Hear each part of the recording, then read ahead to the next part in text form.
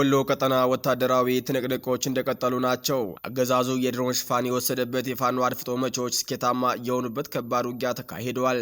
መረጃውን ግንባር ላይ አዘጋጅተነዋል። በሁለት ባለስልጣናት በኩል የወጣው የጦርነት ነጋሪት ደብዳቤ ባለም አቀፉ ሚዲያ ተላልፏል። በ4 ኪሎ ያለው ውጥረት ከፍ ማለቱና ስጋቶች መደቀናቸውንም ያመላከተ ሆነዋል። በዝርዝር ተመልክተነዋል።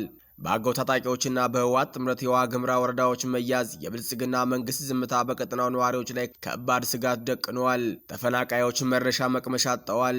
በዝርዝር እናስደምጣችኋለን። ሰላም ጤና ይስጥልኝ የተከበራችሁ አድማጭ ተመልካቾቻችን፣ አክብሮታዊ ምስጋናችን በያላችሁበት ይድረሳችሁ እያልን ከኢትዮ ኒውስ 24 የረፋድ ዜና ሰዓታችንን ጠብቀን ተገናኝተናል። በቆይታችን አጫጭር ዝርዝር እና አሁናዊ ዜናዎችን ይዘን ቀርበናል። ቻናሉን ሰብስክራይብ፣ ላይክ፣ ሼር በማድረግ ቤተሰብ ሁኑ። ወደ ዝርዝር ዘገባዎቹ አለፍን።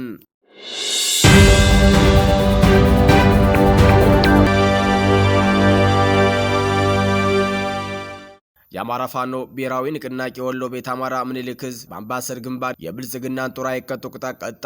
አገዛዙ በሽንፈቱ በመበሳጨት በንጹሃን ላይ የድሮን ጥቃት ፈጽሟል። የአማራ ህዝብ የህልውና ተጋድሎ በድል ጎዳና መጓዙን በቀጠለበት በአሁኑ ወቅት በአምባሰል ግንባር የተሰማራው የአማራ ፋኖ ብሔራዊ ንቅናቄ ወሎ ቤት አማራ ምኒልክ ዕዝ 104ኛ ኮር 23ኛ ክፍለ ጦር በአገዛዙ የጦር ሰራዊት ላይ አንጸባራቂና ታሪካዊ ድል ተቀዳጅቷል።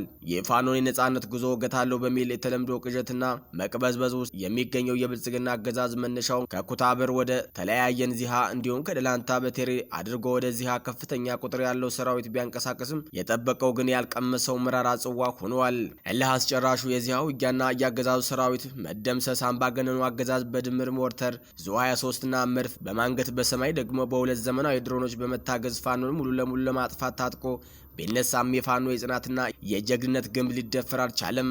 ከንጋቱ 11 ሰዓት ጀምሮ እስከ ቀኑ 6 ሰዓት ድረስ ለ7 ሰዓታት ያህል በተደረገው በዚሁ ለአስጨራሽ ውጊያ የ104ኛ ኮር 23ኛ ክፍለ ጦር ተናዳፊዎች የጠላትን ኃይል ፊት ለፊት በመጋፈጥ እንደ ቃሪያ አራግፈውታል። ወደዚያ የገባው የአገዛዙ ኃይል በጀግኖቹ ክንድ ሙሉ ለሙሉ ተመቷል። በሽንፈት የተበሳጨው አገዛዝ በንጹሃን ላይ የፈጸመው የሰማይ ላይ ሽብር በምድር ላይ በደረሰበት አይቀጡ ቅጣትና ከፍተኛ የሰው ኃይል መርገፍ ክፉኛ የተበሳጨውና የደነገጠው የብልጽግና አገዛዝ የተለመደውን የሽንፈት መወጫ የጭካኔ እርምጃ በንጹሃን ዜጎች ላይ አሳርፏል። ሽንፈቱን ለመሸፈን ድሮኖቹን በመጠቀም በዘፈቀደ 3 ጊዜ የቦምብ ጥቃት የፈጸመ ሲሆን በዚህም ሳቢያ ከጦርነቱ ጋር ምንም አይነት ግንኙነት የሌላቸው ንጹሃን ዜጎች የዚህ አረመኔያዊ ጥቃት ሰለባ ሆነዋል። የዓይን እማኞች እንደገለጹት አገዛዙ በምድር ላይ መቋቋም ሲያቅተው በንጹሃን መንደር ላይ የድሮን እሳት አዝንቧል። ይህ የሚያሳየው የብልጽግናን ወታደራዊ ውድቀትና የሞራል መክሰር ብቻ ነው። የድሮን ሽፋንና የከሸፈው የደፈጣ ሙከራ በአሁኑ ሰዓት የኪሳራው መጠን የበረታበት የአገዛዙ ጦር በድሮን ሽፋን በመታገዝ የሞቱበትን ሬሳዎችና ቁስለኞችን ለቅሞ ለማንሳት የተገደደበት ሁኔታ እንደነበርም ጠቅሰዋል። ይህንኑ ውርደት ለመሸፈንና አቅጣጫ ለመቀየር ከግሸን ተነስቶ በአባላ በኩል የፋኖን መስመር ለመቁረጥ የሞከረ ቢሆንም ቀድሞውኑ በንቃት ይጠብቁት በነበሩ የዙን እስሮች በደረሰበት አስደንጋጭ የደፈጣ ምት ሙትና ቁስለኛውን ተሸክሞ ወደ መጣበት ለማፈግፈግ ተገዷል። የአማራ ፋኖ ብሔራዊ ንቅናቄ ወሎ ቤት አማራ ምኒልክ ዕዝ ያስመዘገበው ይህ አንጸባራቂ ድል የብልጽግናን አገዛዝ በህዝብ ክንድ የሚወገድበት ጊዜ እጅግ መቅረቡን ያበሰረ ሌላኛው ታሪካዊ ምዕራፍ ሆኖ ተመዝግቧል። በሌላ ዜና የአርበኞቹ ቤተሰብ ዘመድ አዝማድ በማፈን የሚመጣ ለውጥ የለም ሲባል ይልቁንም እነዚህን ታጋዮች ይበልጥ ማበርታት ነው ተባለ። የአማራ ፋኖ ብሔራዊ ንቅናቄ ከፍተኛ አመራር የሆኑት የአርበኛ ሳሙኤል ባለድል ቤተሰቦች በአገዛዙ ኃይሎች መታፈናቸው ተሰምተዋል። የአማራ ፋኖ ብሔራዊ ንቅናቄ የስልጠና መምሪያ ኃላፊ የአርበኛ ሳሙኤል ባለድል ቤተሰብ አባላት ሰኔ 2 ቀን 2018 ዓ.ም በአገዛዙ አካላት ታፍነው መወሰዳቸው ተገልጸዋል። ከታፈኑት የቤተሰብ አባላት መካከል የአርበኛ ሳሙኤል ባለቤት እህትና የእህታቸው ባል ከነ ህፃናት ልጆቻቸው ጋር በጅምላ ታፍነው መወሰዳቸውን ተጠቁመዋል። ቀደም ሲል የዚሁ ከፍተኛ አመራር አጎትና ያጎት ልጅ በዚሁ ያገዛዝ ኃይል በግፍ ተገድለዋል። ብልጽግና በግንባር እየታገሉ ያሉትን አርበኞቹ መቋቋም ሲያቅተው ቤተሰቦቻቸውን በማገት በመግደልና ከሀገር እንዲሰደዱ በማድረግ ዓላማቸው ሊያደናቅፋቸው ሲሞክር ቢታይም አርበኞቹ ግን ቤተሰብ ከህዝብ አይበልጥም ብለው በትግል ላይ ናቸው። ይህ አይነቱ እርምጃ አርበኞችን ይበልጥ በጽናትና በቁርጠኝነት እንዲታገሉ ከማድረግ ውጭ የሚያመጣው ለውጥ እንደማይኖር ተጠቁሟል።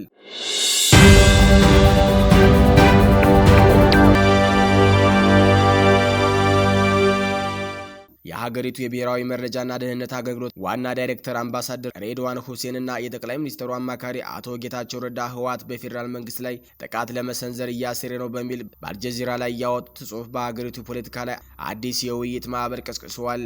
ሁለቱ ባለስልጣናት ጽምዶ የተባለው ጥምረት በአስመራ በመቀሌና በሱዳን በኩል ተፈጥሮ ወደ ማጥቃት ተሸጋግሯል ሲሉ ቢከሱም ታዛቢዎች ግን ጉዳዩን ያገዛዙንና የህወሓትን የእርስ በርስ የመወቃቀስና የኃላፊነት ሽሽት ቁማር አድርገውታል። ባለስልጣናቱ ህወሓትን ረጅራጅና አክራሪ በማለት የፕሪቶሪያውን ስምምነት ጥሷል ሲሉ ቢወነጅሉም በተቃራኒው ግን አገዛዙ ራሱ ስምምነቱን ለፖለቲካዊ ጥቅሙ እንዴት ሲጠቀምበት እንደቆየና አሁን ለደረሰው ውጥረት የራሱ ድርሻ እንዳለበት ይነገራል። አገዛዙ ህወሓት ከኤርትራ መንግስት ጋር ሚስጥራዊ ጥምረት ፈጥሮ ጦር እያሰለጠነና እያስታጠቀ ነው በሚል ዓለም አቀፉ ማህበረሰብ ጣልቃ እንዲገባ ጥሪ አቅርቧል።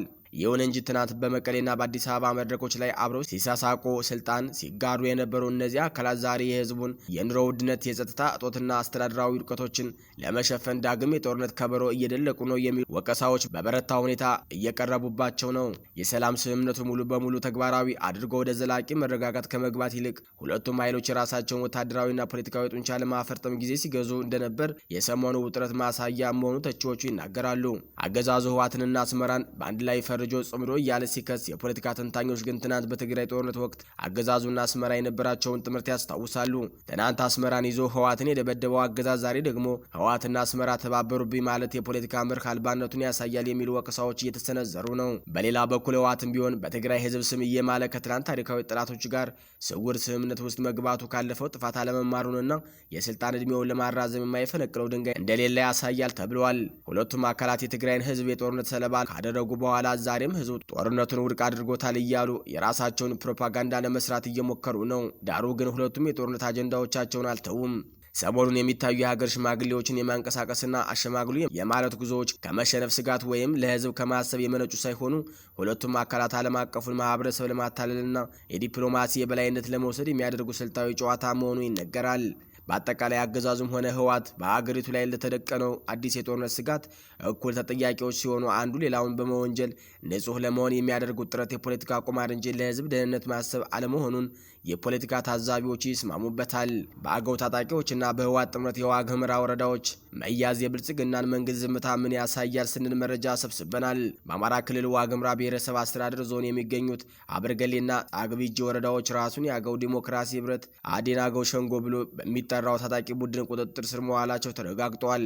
ይሁን እንጂ ይህ ታጣቂ ኃይል ወረዳዎችን በቁጥጥር ስር መዋሉ ብቻ ሳይሆን ድርጊቱ ከህወሓት ጋር በተቀናጀ ስልታዊ ጥምረት እየተከናወነ መሆኑና በገዢው የብልጽግና ፓርቲ በኩል የሚታየው ፍጹም ቸልተኝነት የብዙዎችን ጥርጣሬ ቀስቅሷል። የተቀናጀው የጥምረት ስምሪትና የወረዳዎቹ መያዝ የውስጥ ምንጮችና የአካባቢ ታዛቢዎች እንደሚጠቁሙት የታጣቂ ቡድኑ በሚያዝያ 12 ቀን 2018 ዓ.ም መጀመሪያ የአበርገሌ ወረዳን፣ በግንቦት 19 ቀን የጻግብጂ ወረዳን በኃይል መቆጣጠር የቻለው ከህወሓት መዋቅር በሚደረግለት ስልታዊና ወታደራዊ ድጋፍ ጭምር ነው።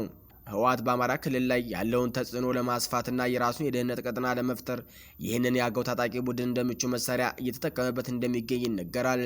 ይህ በሁለቱ ኃይሎች መካከል ያለው ቅንጅት የአካባቢውን የብልጽግና መዋቅር እና ነዋሪዎችን ክፉኛ ያናጋ ሲሆን የአገዛዙ ሰራዊቶችና የጸጥታ አካላት አካባቢውን ሙሉ በሙሉ ለቀው እንዲወጡ አስገድደዋል። ብልጽግና ታጣቂ ቡድኑን አይጠላውም ሲባል በጉዳዩ ላይ ትንታኔ የሚሰጡ ወገኖች እንደሚያስረዱት የብልጽግና መንግስት ይሄ ታጣቂ ኃይል ስልታዊ የሆኑትን ወረዳዎች ሲቆጣጠርና ህዝብ ሲፈናቀል አይቶ እንዳላየ ማለፉ ታጣቂ ቡድኑን እንደማይጠላውና አልፎም ተርፎም እንደማይቃወመው ማረጋገጫ ነው። ብልጽግና በአማራ ክልል ላይ ያለውን የኃይል ሚዛን ለመጫን እና የአማራን የውስጥ አንድነት ለማዳከም ይህንን የአዴን ታጣቂ ቡድን እንቅስቃሴ በዝምታ መደገፍን እንደ ፖለቲካዊ ትርፍ መቁጠሩን ብዙዎቹ ይስማሙበታል። መንግስት ታጣቂዎቹን ከመመከት ይልቅ መሬት እንዲይዙ መፍቀዱ የብልጽግናና የህወሓት የጋራ ፍላጎት በአካባቢው ላይ እንዲነግስ ፍንጭ የሰጠ ክስተትም ሆነዋል። የአካባቢው ነዋሪዎች እንደሚሉት በግንቦት 19ኙ ጥቃት የወጣ ንብረት የለም፣ መኪና አይቀር፣ ሁሉ አመራር አይቀር ትቶን ነው የመጣው፣ እስካሁን ድረስ ያለነው በረሃ ላይ ነው፣ የሚበላ የሚጠጣ የለም ብለዋል። ከጻግብጂ ወረዳ 06 ቀበሌ የተፈናቀሉ ነዋሪዎች የሰብአዊ ቀውሱ ና የመንግስት ባለስልጣናት ሽሽት በዚህ የተቀናጀ የፖለቲካ ሴራ ሰለባ የሆኑት የጻግብጂና አበርገሌ ነዋሪዎቹ ወደ ዞኑ ዋና ከተማ ሰቆጣ ቢሰደዱም ምንም አይነት ሰብአዊ ድጋፍ አልቀረበላቸውም።